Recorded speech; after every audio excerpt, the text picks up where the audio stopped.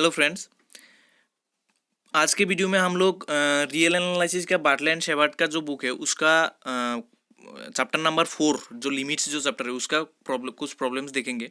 पिछले वीडियो में हम लोग प्रॉब्लम नंबर 1 to 6 तक देखे थे। उसके बीच वाला जो 7 से 12 तक का जो प्रॉब्लम है वो बहुत ही सिंपल है, वो आप खुद से कर सकते हैं। ठीक है, इसलिए मैं और वीडियो नहीं बनाया इसके ऊपर।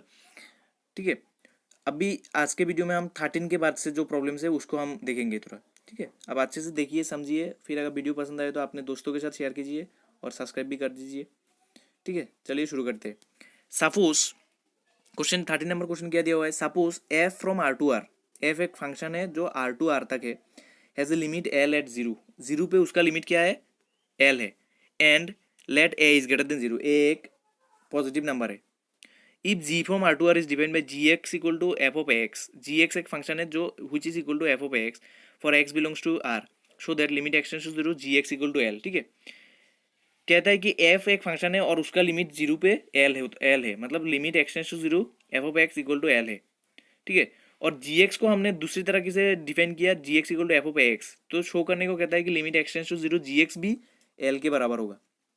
कैसे शो करेंगे, देखिए नाउ ये गिवन है, limit x tends to zero f of x equal to l है, इसका मतलब ही होता है ये limit x tends to zero f of x equal to l.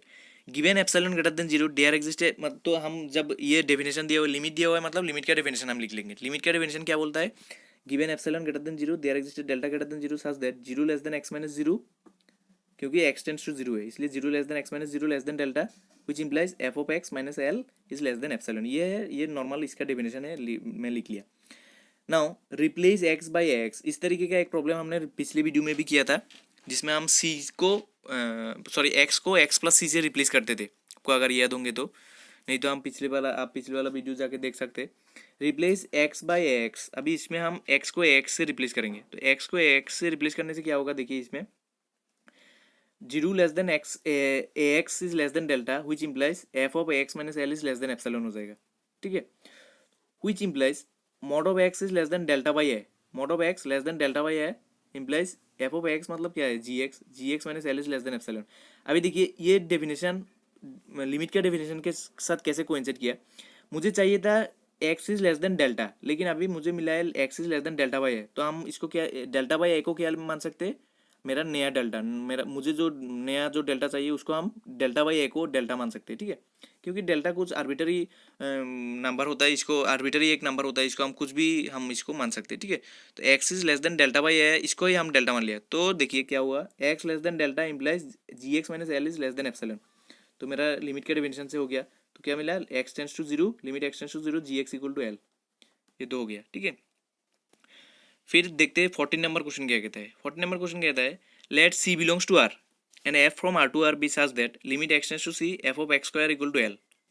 या हमें दिया हुआ है एफ एक फंक्शन है आर से आर तक और सी एक रियल नंबर है और limit x tends to C F of X का whole square equal to L होता है, show that if L equal to zero then X tends to C F X equal to zero. ठीक है, show that if L equal to zero, कहता है कि अगर L zero है तो limit x tends to C F of X भी zero होगा। देखिए let X tends to C F of x square equal to l which is equal to zero, ये दिया हुआ है, क्योंकि हम पहला क्वेश्चन कर रहे हैं तो एल को हम जीरो ले सकते हैं, क्योंकि पहला क्वेश्चन में पहला जो ए नंबर पार्ट है उसमें एल इक्वल टू जीरो दिया हुआ है। Given epsilon greater than zero, इसका हम डेफिनेशन लिख लेंगे, given epsilon greater than zero there existed delta greater than zero such that zero less than x minus c less than delta implies f of x minus L is less than epsilon square. ये epsilon square क्यों लिया, हम epsilon की जगह पे epsilon square भी ले सकते हैं, मेरा मतलब आसान होने के लिए, मेरा काम आसान होने के लिए हम क्या लिख सकते हैं, एप्सिलॉन की जगह पे एप्सिलॉन स्क्वायर भी लिख सकते हैं, क्योंकि एप्सिलॉन एक आर्बिटरी कांस्टेंट है। ठीक है, आर्बिटरी कांस्टेंट है, इसको हम एप्सिलॉन की जगह पे कुछ भी लिख सकते हैं, मतलब हम एप्सिलॉन स्क्वायर को ही हम एप्सिलॉन मान रहे हैं। ठीक है, अब ऐसे सोच सकते हैं।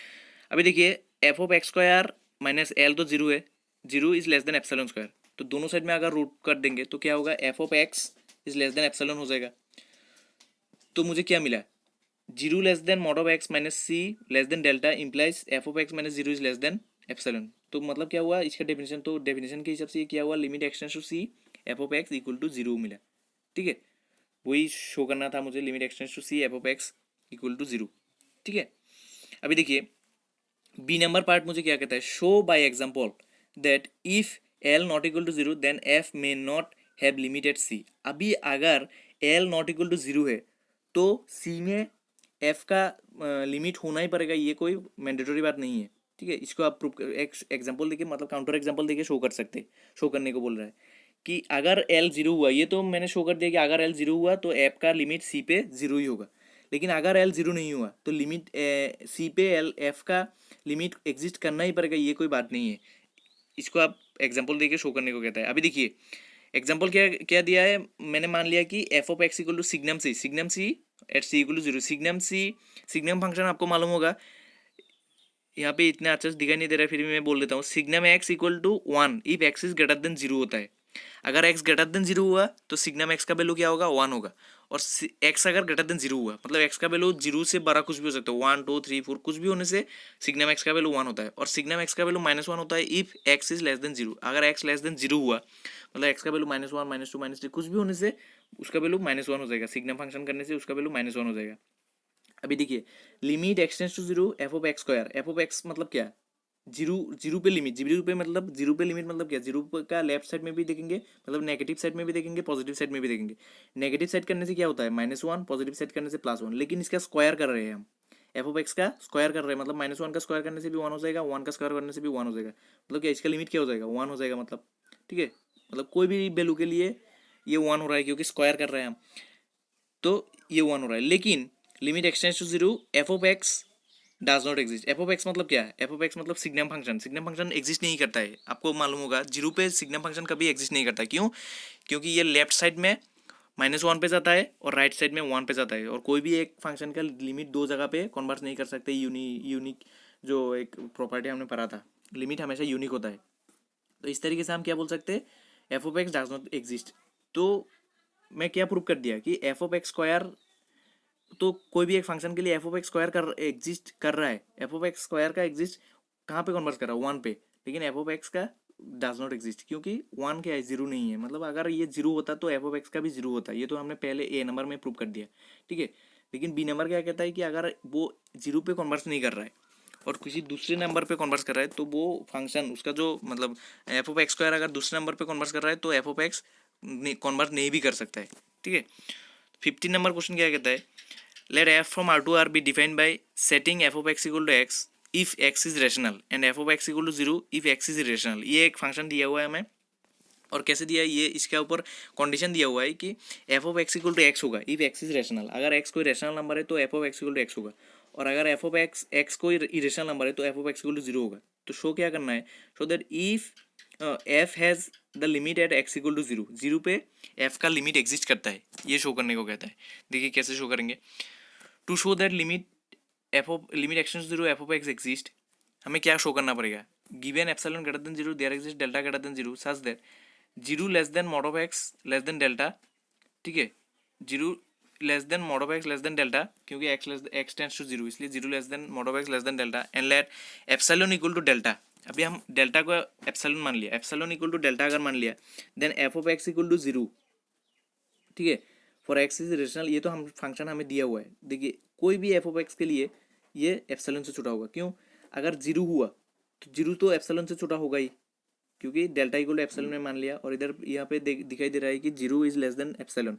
और अगर एक्स हुआ, अगर एक्स हुआ वो भी एप्सिलॉन से छोटा होगा क्योंकि delta is equal to epsilon, ठीक है। तो कोई भी फंक्शन का कोई भी वैल्यू के लिए वो एप्सिलॉन से छोटा हो रहा है, मतलब क्या हो रहा है, limit x tends to zero f of x equal to zero हो रहा है, ठीक है। इस तरीके से शो हो जाता है, आप पॉज करके भी देख सकते हैं। और दूसरा बी नंबर पार्ट क्या कहता है, use sequential argument to show that if C not equal to zero then F does not have limited C. अगर सी, ये भी पहले पिछले क्वेश्चन के जैसा ही है, सेम टू सेम। अगर c not equal to zero हुआ, यहाँ पे देखिए सी इक्वल टू जीरो था, सी इक्वल टू जीरो मतलब क्या है, एक्स टेंस टू सी जो होता है मतलब एक्स जीरो पे कन्वर्ट कर रहा था। एक्स जो फंक्शन था वो मतलब लिमिट हम कहाँ पे चेक कर रहे थे, जीरो पे। अभी अगर जीरो पे नहीं हुआ तो उसका लिमिट एग्जिस्ट भी नहीं कर सकता है, ठीक है।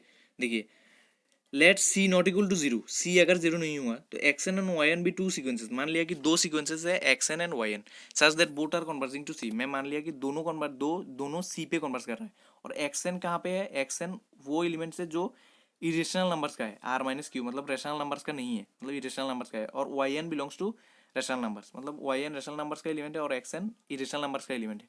तो देखिए एफ ऑफ एक्स एन क्या होगा, जीरो होगा क्योंकि हमें मालूम है इरेशनल नंबर्स का फंक्शन ऐसे ही डिफाइन किया हुआ था कि irrational number f of x n, f of x equal to zero होता है अगर एक्स इरेशनल हुआ, तो F of x N equal to zero होगा फॉर ऑल एन, ठीक है। और एफ ऑफ वाई एन क्या होगा, इक्वल टू वाई एन होगा, क्योंकि f of x equal to x दिया था रेशनल नंबर के लिए और वाई एन मेरा रेशनल नंबर था, ठीक है। तो देखिए इसका जो लिमिट होगा, मतलब इसका लिमिट क्या होगा, जीरो होगा, और इसका लिमिट वाई एन होगा, इसका लिमिट क्या होगा, वाई एन होगा।